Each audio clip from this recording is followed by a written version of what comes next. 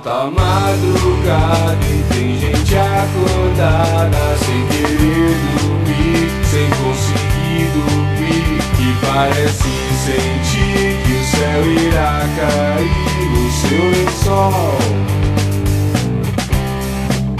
Talvez a posição atual de Plutão tenha dado a sensação de dor no coração. Ou pode ser que não, que a solução esteja em suas mãos.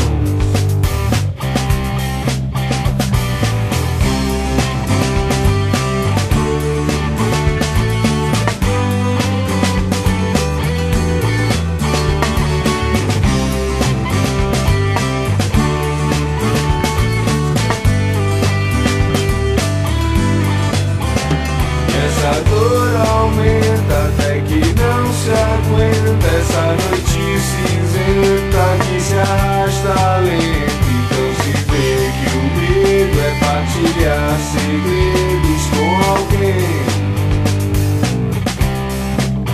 até que se esforça, mas não tem a força de levar pra forca essa fobia louca de não se envolver o bastante, de viver sempre distante. Tememos ao fechar os olhos, mas insistimos em usar óculos escuros. Tememos, nos escondemos cada vez que nos olhamos no espelho. Tememos ao fechar os olhos, mas insistimos em usar óculos escuros. Tememos, nos escondemos cada vez que nos olhamos no espelho.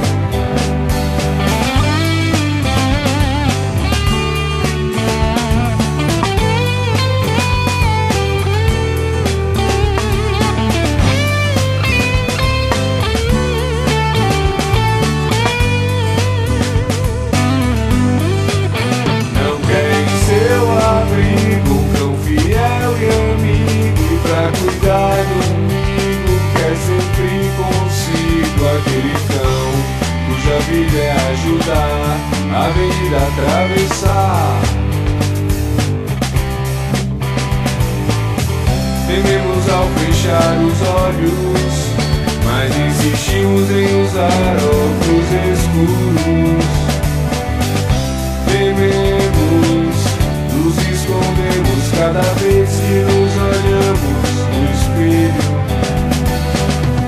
Tememos ao fechar os olhos, mas insistimos em usar óculos escuros. Tememos, nos escondemos cada vez que nos